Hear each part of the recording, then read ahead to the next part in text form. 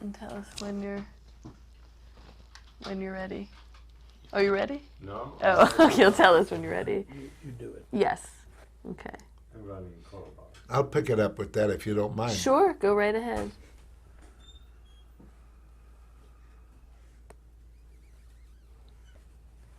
Okay, so just for the matter of record, when we were talking about All Quiet on the Yeah. Western Front, we're ready. That's it? Yes. Yeah. You know, for a matter of record, we were talking about All Quiet on the Western Front before. Well, the person we were talking about is Richard Thomas. He played the young man who finally ends up killed at the very end. But I must say this about Richard Thomas, one of the finest actors I ever worked with, believe it or not. Loyal, trustworthy, full of heart, a real actor. I mean, you don't find boys like him every day, I'll tell you. And it's a shame that we don't have him more on television, because I know he's still working somewhere. Somewhere he's doing something. Find Richard Thomas, put him in the pictures, put him in the television. He deserves it. Thanks. Just picking up on what we were talking about before, doing a role which really resonated with audiences, probably because it was so real and so human, was the relationship on the Poseidon Adventure when you had to, go through that tremendous loss on camera. Did you want to recall anything about working on that? Poseidon Adventure. I tell you, it was a hard one. First of all, it was all very well at the beginning, and getting all this thing and doing all this, making characters and stuff like that, and going along, and we were having a gay time on New Year's Eve, and here we go, and suddenly we're, bam, turned over. And what do you do? It got rough. It got rough. It got to the point where we had to take a shower just before walking into the set, because you had to be wet. Mm. And it wasn't the nicest of things. It was almost a wonderful way to finish a day, to come out and smell the smog out there in the Los Angeles area, because you're smelling smog all day long out there in the middle of that set. It wasn't the easiest thing in the world by any means. And of course, we used to get on each other's nerves, I'm sure somehow or other we did. But so Shelley was playing cards with one most wonderful actor, and I can't remember their names now, unfortunately. But and so she lost about $260,000 to this man, but that was part of the whom script. she never paid. No. It was for real. Off the set, And Shelley Winters, we're talking. Shelley Winters.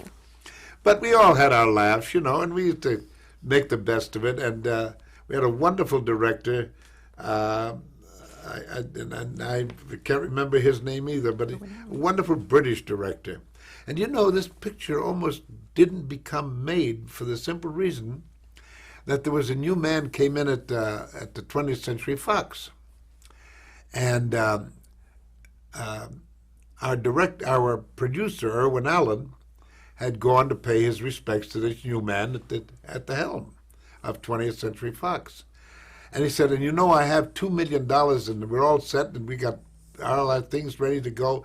And the fellow looked there and said, no, we're not going to make the film. No, we're not going to, we're going to, no, we don't need that. We're going to start something else altogether. And Irwin said, but sir, he said, I got all my money tied up in it. And, oh, no, that's okay. But no, we're not going to make it. So Irwin went back to his office, and he's crying. And the director said, well, what are you crying about? And they told him. He said, tell me, do you have any whiskey? Yeah, we got whiskey. What do you want whiskey for at a time like that? He said, let's have a belt. We'll go back and talk to him. We had a belt. They went back and talked to him. Finally, this fella said, all right, he said, you put $6 million on my table here tomorrow morning or we'll make the film. Well, Irwin Allen called two people. And he said, okay, go ahead and make the film. Now, we finished the film.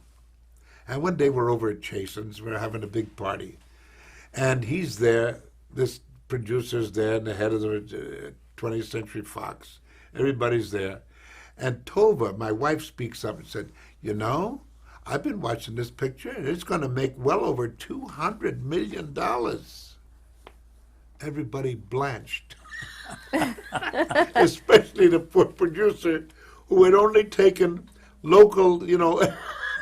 The lowest salary. Yeah, that's it. And it let everything else go. And sure enough, it became one of the highest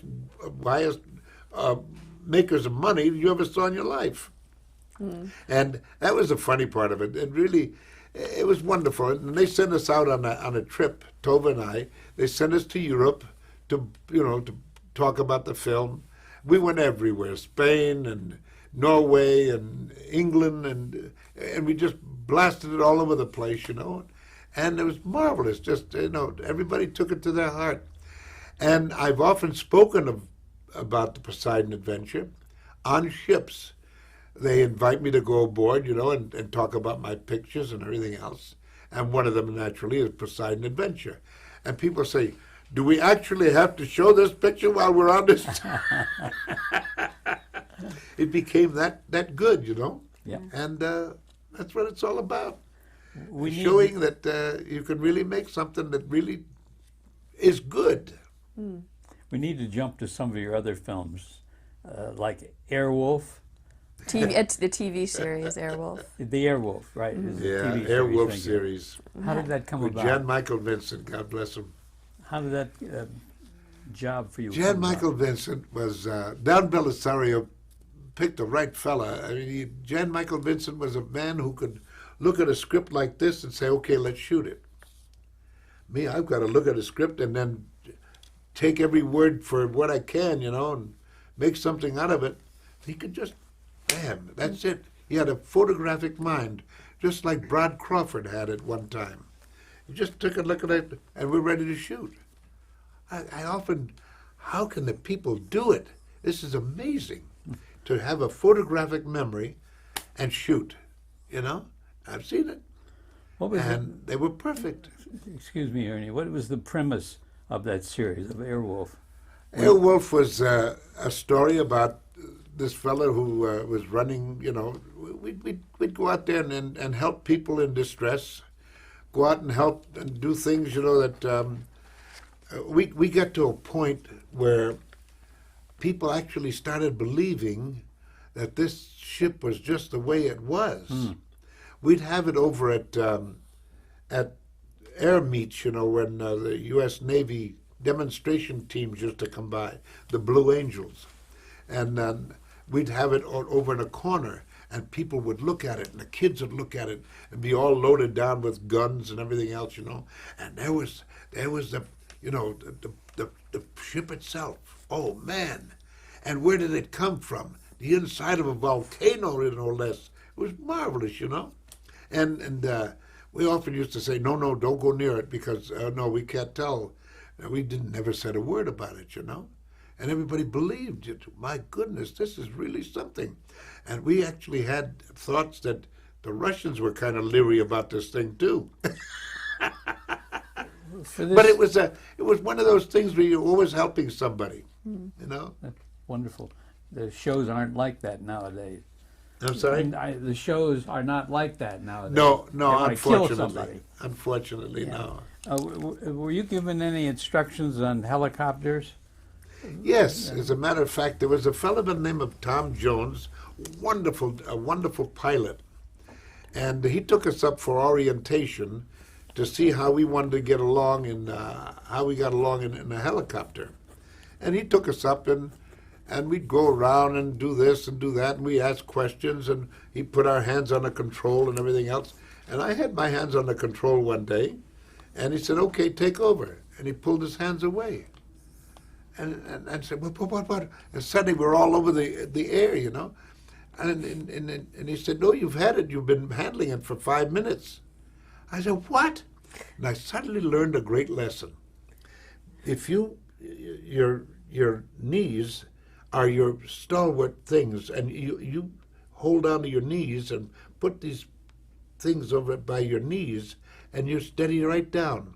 And it's all your feet are working, your hands are working, and it's one of those kind of, you've got to be on the ball, besides listening to what the radio and everything else, you got to be on the ball to be a helicopter pilot.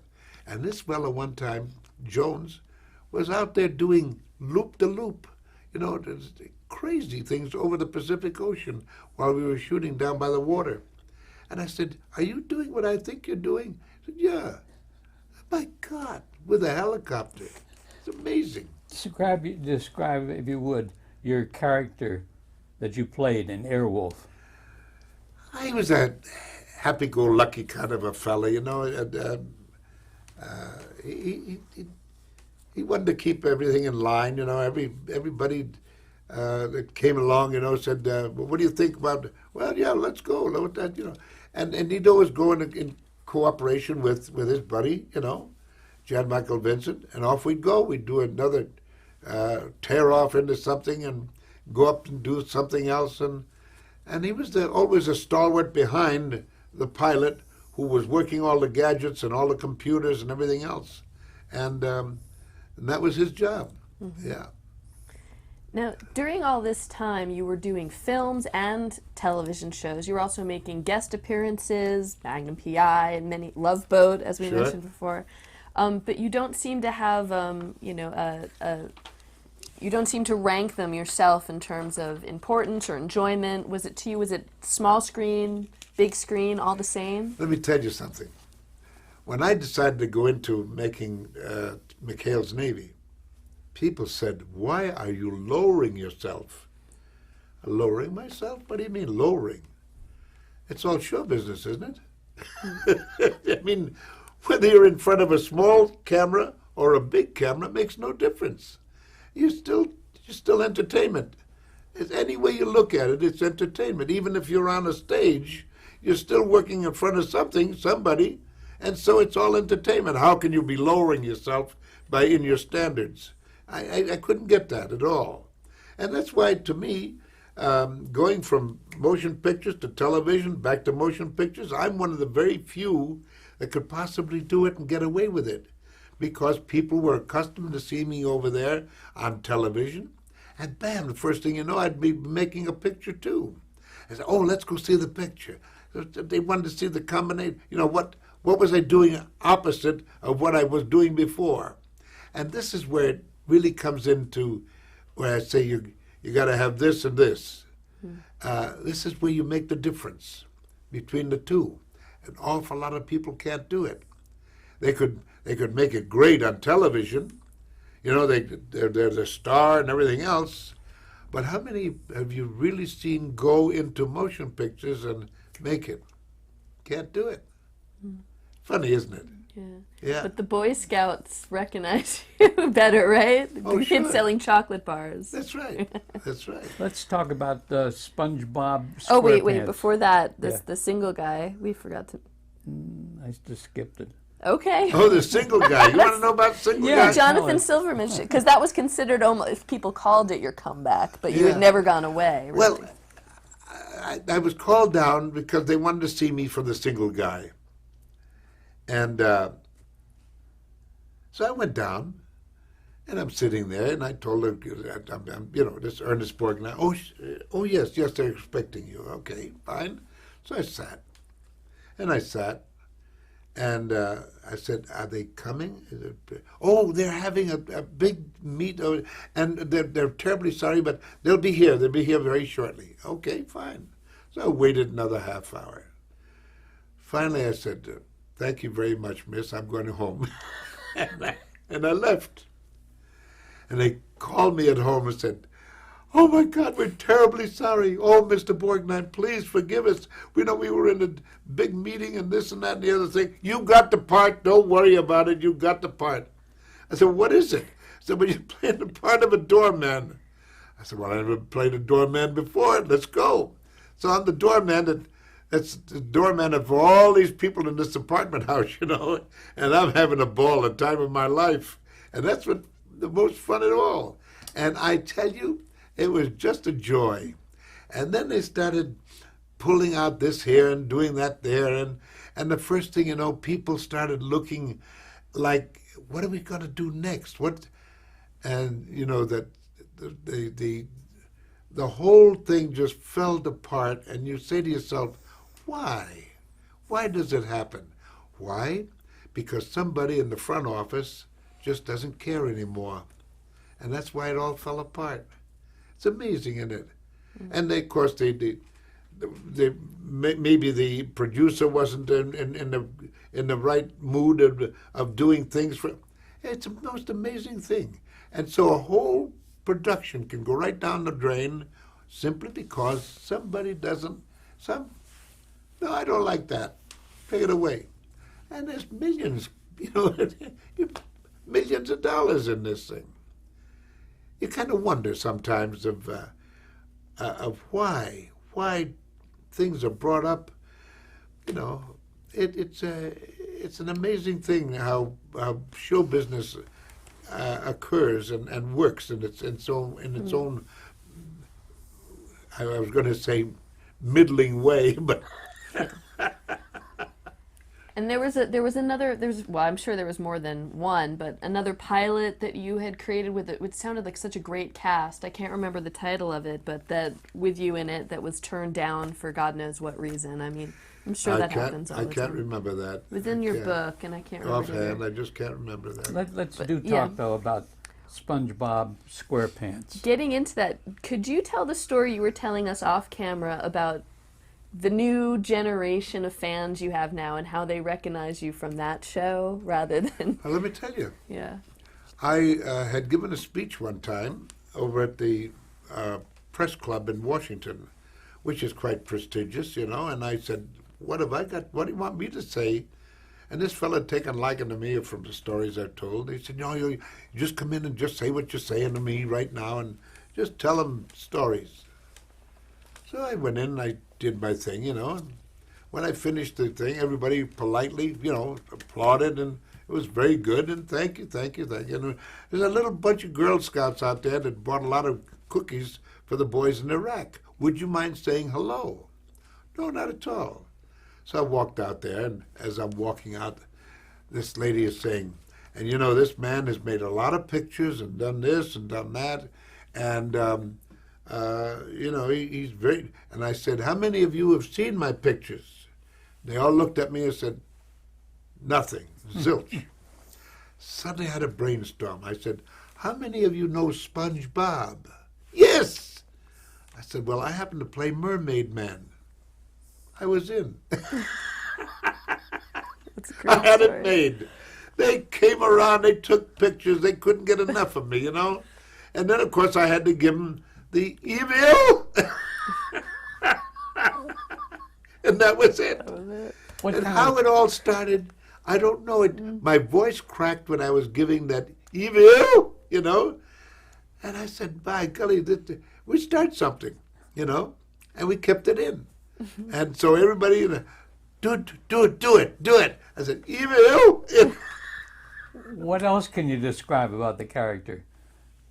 What can you possibly describe about a character Yeah. that has a thing over his nose like this and says evil? How are the voiceovers done, Ernie? It's like stealing money. It really is. Your voice becomes the actor, and this is that's wonderful about it. You make that character come alive through your voice, and it's a wonderful way of making a living. It really is, and people have been doing it for a long time, radio and everything else. But I had the distinction one time of also doing All Dogs Go to Heaven, and I made a picture of All Dogs Go to Heaven where I actually had to sing. And people were after me to go and develop my voice because they said, you've got a great singing voice. I said, "But thank you very much." But I never did it. But these are the things that happen as you go along, and you go in and you start to discover, with a good director that we had, in SpongeBob, and he said, "Listen, let's hear what you got to say here." So I'd come out there with this kind of makeshift kind of little thing that you do, and you're working and you're attempting to come up with something, and the first thing you know, that you will, that's it, hold it, that's it, you got it, and we did it. Magic. What was your reunion with Tim Conway like? We'd never forgotten each other, and they would to go ahead with him on he played Barnacle Boy to My Mermaid Man, and we had a ball. It was just wonderful. And again, as I say, he's like quiet and no unassuming until the whir of the motors, and wham, he turns it on, and that's it. Funny. Yeah. Just funny. How did the documentary Ernest Borgnine on the Bus come about? There was a fellow in Washington, D.C. by the name of Jeff Krulik who said, "You're coming to Milwaukee on your bus." And he said, "I've got an idea about showing Ernest Borgnine a day on his bus, And I said, "No." I said, "What are we going to do? How can we possibly do anything like that, Go here, go there, do this, do that." No, I don't want to get it. Finally, I said, "Okay, we'll do it." So we took a day, and we turned it into about a couple of days of work. My son was with me at the time, and I'm driving the bus, and we're going along, and we're talking, and they're shooting here and shooting there. We stopped at one of the breweries in Milwaukee, and this man walked up, and you know how they have their certain ticket that they have to pass in to get their tools to work with, and he gave me his own ticket that he'd had for 35 years. He remembered McHale's Navy, and he said, "This is for McHale." Huh. And he gave me this. I still have it, believe it or not. And it's wonderful, how people give you things and do things. And this is what makes up all this whole thing of going out for a day with Borgnine on his bus. It was fun. It really was.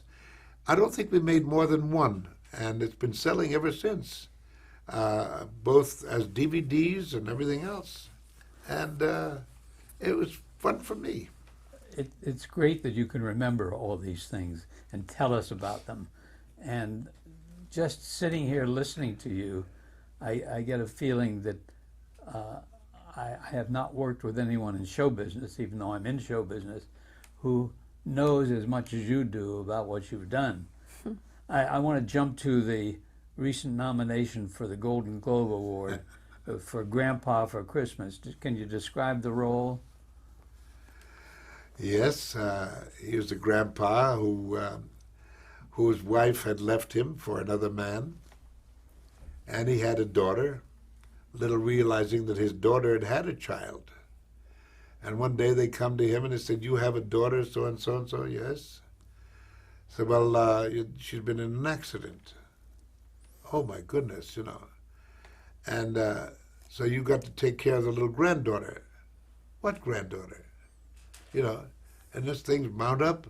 Now I find out too that my former wife had died. And so it was one thing led to another, And now that we find out that this child is gifted, that she can sing and dance and carry on. And it's wonderful. And she's always playing with me, and she outdoes me at different things and wants to know this, wants to know that. And it's wonderful. And by golly, people took it to their heart. And I've never seen such an outgoing thing of love coming in. They said, "My goodness, you're just wonderful as a grandfather." And so they gave me a nomination for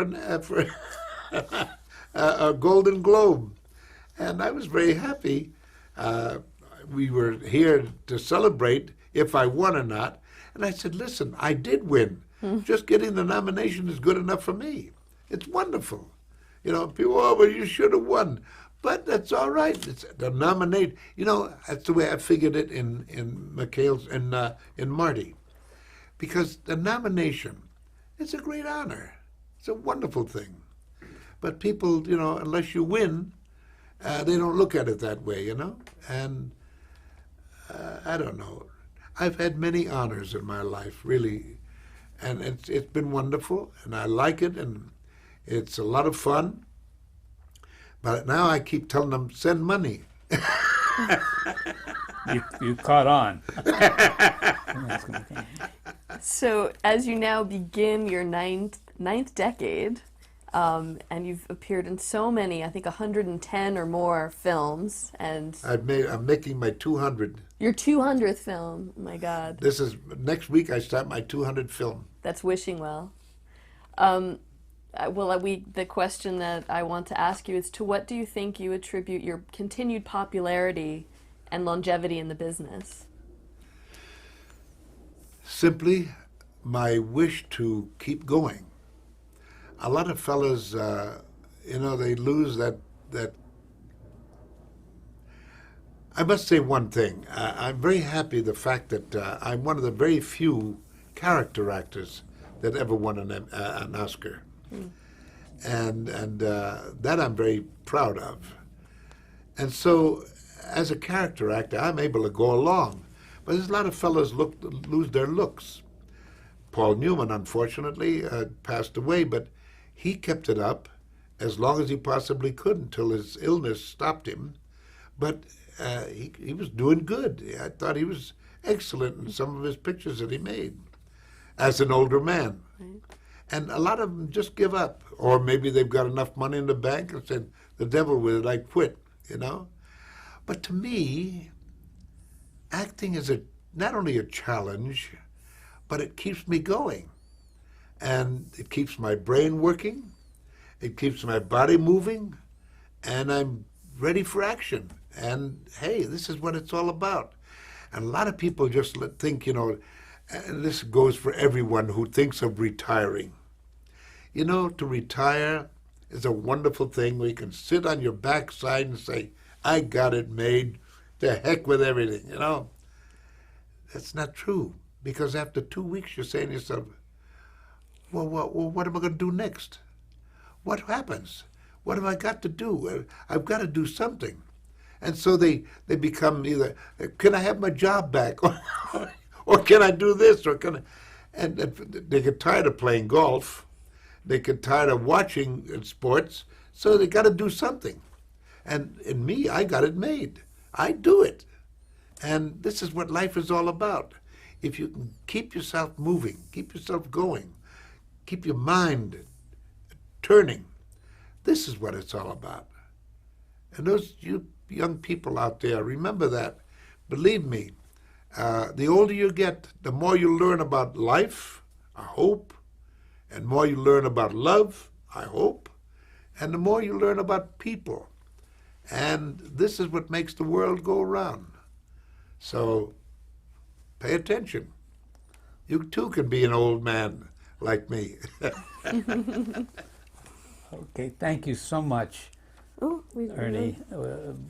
You've given us a lot of things to think about today. And thank you for sharing on an honest basis the experiences that you've had. I'm sure that the people who view this are going to be really thrilled, and I think the people who are interested in acting are going to be inspired. Thank you, Hank Holman. My golly, coming from you, that's nice, especially a buddy. I appreciate it. And appreciate you. God bless. Thank you so much. You're welcome. That was Okay, so if you could describe what we're seeing right now. This is a scene that was taken at the end of Much Ado About Nothing. And we had wonderful actors like Fred Warrener here, just a marvelous technician. Oh, a beautiful man. Larry Gates, who went on to many, many other pictures. And Carl Lucas, who was also a very fine actor. I've forgotten this gentleman's name, but he had a big television series one time. John Vivian. Yeah, and this is me believe it or not, carrying the, this old spear. And guess who this is? Huh? Mr. Coleman. You did it, Hank, by golly. And you were wonderful. Oh. You were just great. There's something else I want to show you. A lot of people probably never seen this thing before, but this is the British Film Academy Award. And my wife, who goes to England quite often, once said to the people over at the British Film Academy Award people, she said, "Why don't you invite Mr. Borgnine over to speak to your people?" And they asked a question. They said, "Is he coherent?" Oh. I was the first one that ever got a standing applause in the whole history of that assembly. Can you imagine? And they thought they couldn't speak. Well, that's what I say about keeping sharp. But this is it. And this is the equivalent of our Oscar in England. Yeah. Is there anything else you want to show us now? I've recently written a book called Ernie, and it all started when this old dear friend and old publicity man said, "Hey, why don't you put it all down on paper?" I said, "Who wants to listen to all my stuff that I've got to say?" He said, "A lot of people would." So one day he stuck a thing under my nose and he said, "Come on, start talking." So we started talking, one of those little old machines, and the first thing you know, we sent it into the press, Kensington Press, and they said, "Hey, we're interested." So here it is, Ernie, and tells my entire life story from the time that I came into perdition here and until now. And that's it. Hope you like it. Yes? Okay, we're rolling. This is Marty making a phone call in the picture, Marty. And here I am with Spencer Tracy, kind of giving him a bad time and bad day at Black Rock. This is a picture of when what the devil's his name? Oh, golly, how soon it gets over with. Jack Lemmon had received the supporting actor of the year, and here I am after having received mine as best actor of the year.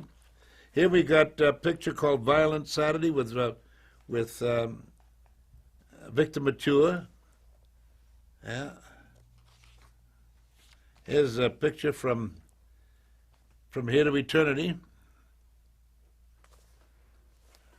Oh, golly. And there's the old-time picture that we just saw. This is one from my theater days when I was working with Helen Hayes and this young man who went on to do some good work in Shane. Yeah. And that was it. One more, the McHale's Navy Oh. photo, so let me just get there. There we go. There's Just tip it down a little bit. like, Tip down a little. like that. Yeah. This is the old McHale's Navy gang. Yeah. They were wonderful. Little Japanese fella here went on to become a big shot. He's also one of the head men of Toyota cars, and I know where to get my next car from. Quite a guy, yeah. Okay, great. Thank you so much. All right.